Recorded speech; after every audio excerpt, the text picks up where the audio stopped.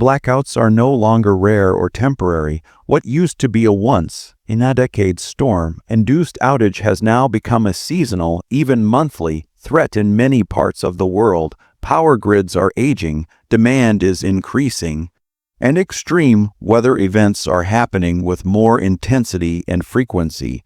Add to that the growing risk of cyberattacks on infrastructure, and it becomes clear we're standing on the edge of a fragile system that wasn't built for the pressures it now faces. For decades, we've taken power for granted. We flip a switch, the light comes on. We charge our phones, open the fridge, run the water heater, all without a second thought. But what happens when the grid goes down? An asterisk stays asterisk down. That's not a dystopian fantasy. That's a growing reality. Take a look around. Wildfires in the west, hurricanes in the south, blizzards in the north, rolling blackouts in cities during peak demand. It's not just about weather, it's about infrastructure. The systems we rely on were built for a different era, and in some places they're literally crumbling. Now, even a routine heat wave can knock out power to hundreds of thousands. And when the power fails, the impact isn't limited to electricity. Everything is connected.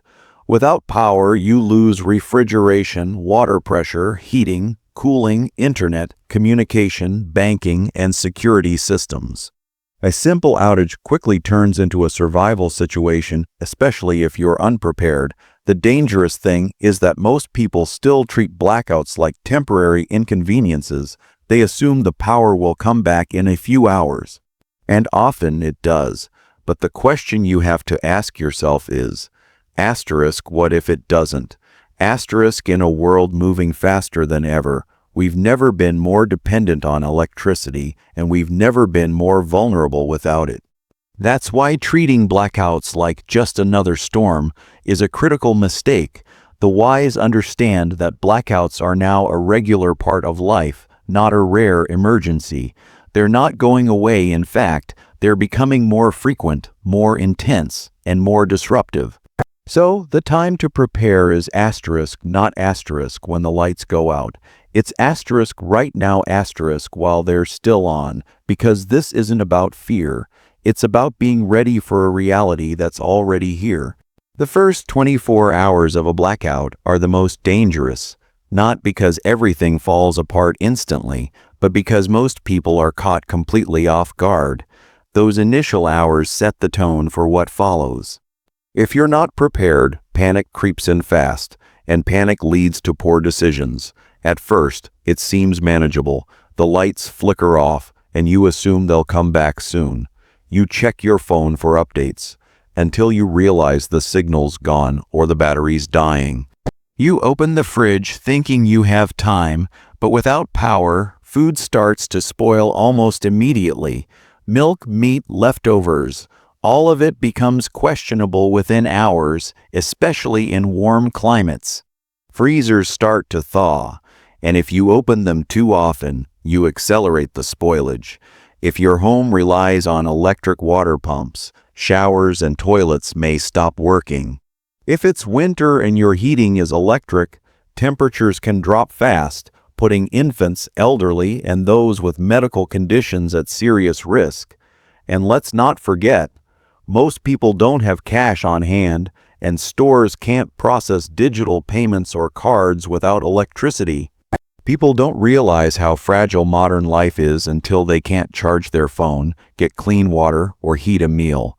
And while many expect authorities to respond quickly, emergency services are often overwhelmed.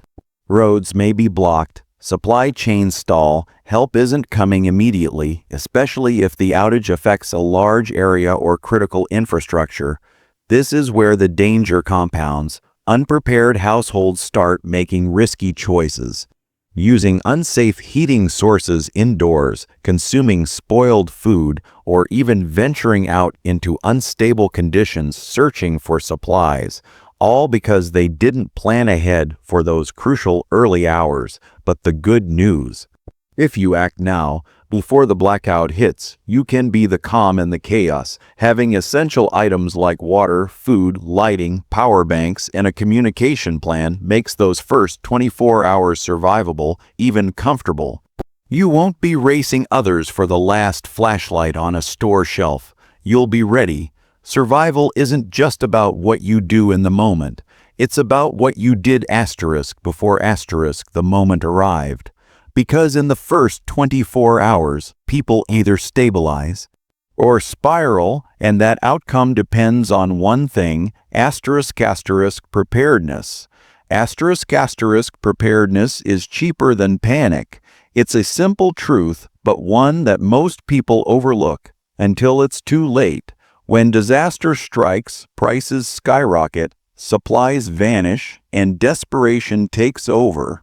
But those who prepare early never have to compete with the panic crowd. They stay calm, collected, and in control because they already have what they need. Think about it: a good flashlight, a basic water filter, a portable stove, extra batteries. These aren't expensive items. You can stockpile essential blackout supplies over time, on a budget, without stress. But once the grid goes down and shelves empty, even the simplest gear becomes priceless. A $20 solar lantern suddenly becomes a survival tool. A $10 can opener becomes a lifeline, and those few gallons of stored water, they're worth more than gold. In contrast, panic is expensive, financially, emotionally, and physically. When people rush to stores during a blackout, they pay inflated prices, fight over limited stock, and often settle for poor quality or ineffective tools. They make hasty decisions under stress, which leads to overspending and unnecessary risk. Panic doesn't just cost money, it costs energy, focus, and peace of mind. But preparedness flips the script. It turns fear into action and helplessness into confidence. It gives you the luxury of time to think clearly, time to make decisions, time to help others if needed. When you're prepared, a blackout isn't a crisis. It's a challenge you've already trained for. The truth is, most of the critical items you need for blackout survival don't expire quickly. They don't require constant maintenance. And once you have them, you can rotate, replenish, and upgrade as needed. It's a small investment with massive long-term payoff. Let's also be honest, blackouts are no longer what-if events, they're when events. So the choice isn't whether to prepare, it's whether you'll prepare now when it's easy or later when it's chaotic. Preparedness isn't about fear, it's about freedom. It's about knowing that when the power fails, you won't be among the frantic crowds. You'll be calm, steady, and ready. Because while panic burns through resources and energy, preparedness builds strength and resilience. At a fraction of the cost, you need more than just flashlights. That's one of the biggest misconceptions when it comes to blackout preparedness. Ask most people what they have ready for a power outage, and they'll say, "I've got some candles and a flashlight." But that's not a plan, that's a pause button. Light is important, yes, but it's only a tiny piece of the survival puzzle. Think about what actually happens when the grid goes down. You lose heat, you lose refrigeration, you lose communication, you may even lose access to clean water and the ability to cook. If all you have is a flashlight, you're still in the dark, just able to see it more clearly. To survive a serious blackout, your kit needs to go far beyond basic lighting. You need warmth, whether it's extra blankets, a propane heater, or emergency hand warmers. Cold can kill faster than hunger. If your heating system runs on electricity, you'll need an alternative to keep your family safe during the night. You also need clean drinking water. City water systems often rely on electric pumps, and if your water source is compromised, it doesn't take long before dehydration becomes a threat. A simple water filter or water purification tablets can mean the difference between sickness and safety. Next is food. Not just snacks, but shelf-stable meals that don't need refrigeration. Even better if they don't require cooking. But if you do want to cook, you'll need a safe indoor stove like a butane or propane burner and proper ventilation. And let's not forget communication. Asterisk, when your phone dies or cell towers go down, how will you stay informed? A battery, powered or hand, crank emergency radio is a must. It gives you updates on weather, government alerts, and emergency instructions. Power backups also matter. Portable solar chargers or battery banks can keep your devices running long enough to call for help, check maps, or light up your home. Blackouts aren't just about darkness, they are about disruption. And to survive disruption, you need a full-spectrum plan, not just a beam of light. Don't stop at flashlights, build a system, cover your bases, because real preparedness is not about comfort, it's about continuity. And that means preparing for all the essentials of modern life, not just lighting the room. These items save lives, not just comfort. When most people think about preparing for a blackout, they imagine making things a little easier, keeping the lights on, staying warm, maybe cooking a hot meal. But what they often overlook is this: in a prolonged power outage, the right gear isn't just about convenience. It can mean the difference between life and death. Let's start with something simple: warmth. In cold climates, the loss of electricity can quickly turn your home into a freezer. Hypothermia can set in faster than people realize, especially for children, the elderly, and those with health issues. A small propane heater, emergency blankets, or even Mylar sleeping bags can quite literally save your life during a winter blackout.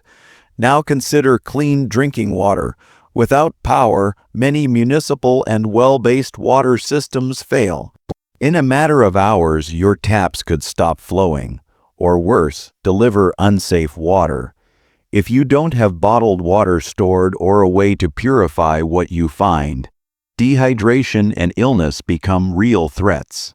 A basic water filter like a Life Straw or gravity-fed purifier isn't just helpful, it's essential for survival. Next comes food safety. Without refrigeration, perishable food spoils quickly.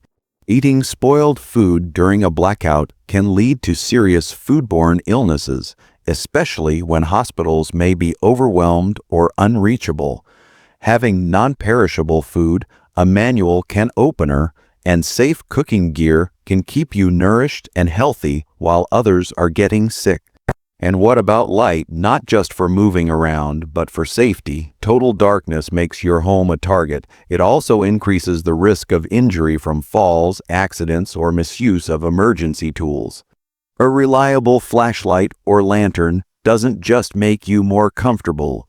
It keeps you aware, mobile, and protected. Communication is another life-saving factor. In the dark, silent hours of a blackout, panic spreads fast. With no access to news or emergency alerts, people are left guessing. A battery, powered or hand, crank emergency radio gives you vital information, whether it's about evacuation orders, weather changes, or medical guidance. This isn't about prepping for luxury. It's about surviving the unexpected, because when the grid fails, comfort quickly becomes irrelevant, and the tools you've gathered, the simple, smart, affordable ones, can be the lifeline that keeps you and your loved ones alive. Preparedness equals freedom and leadership. In the midst of a blackout, most people feel powerless. Literally and mentally, panic sets in, confusion spreads, neighbors scramble to find candles, batteries, or food. But not everyone reacts that way. The ones who planned ahead, who stocked the right supplies and built a plan, they become the calm in the chaos. They aren't just surviving the blackout, they're leading through it. Being prepared gives you more than just physical tools. It gives you mental clarity. When others are overwhelmed and unsure, you can think, act, and support others with confidence. You're not reacting emotionally, you're responding strategically. That kind of stability isn't just valuable for your own family. It makes you a resource for your entire community. Imagine your block going dark and people unsure what to do. You have a backup light source, a way to cook, clean water, and access to emergency info. While others are stuck guessing, you're already executing a plan. You become someone others look to, ask for help, and rely on. That's what leadership looks like in a disaster, not authority, but calm preparedness. Freedom is another reward of preparation. When you've taken steps to protect yourself, you're no longer a prisoner of outside systems. You don't have to rely on broken supply chains, overwhelmed emergency services, or promises from the government. You don't have to run to the store, hope for handouts, or wait for someone to fix the situation. You've taken your power back. Because you planned ahead, this isn't about being paranoid. It's about being proactive. Disasters expose weakness, but they also reveal strength, and that strength comes from being ready. It comes from knowing that no matter how dark it gets outside, you have the resources, tools, and mindset to light your own path. In today's uncertain world, the prepared will lead the unprepared, the calm will guide the panicked, the equipped will protect the vulnerable. It's not about superiority, it's about responsibility. If you're ready, you can help others get ready too. Because true leadership in a blackout isn't about being the loudest. It's about being the one who doesn't need saving. That's freedom, that's power, and it all starts with one choice: to prepare.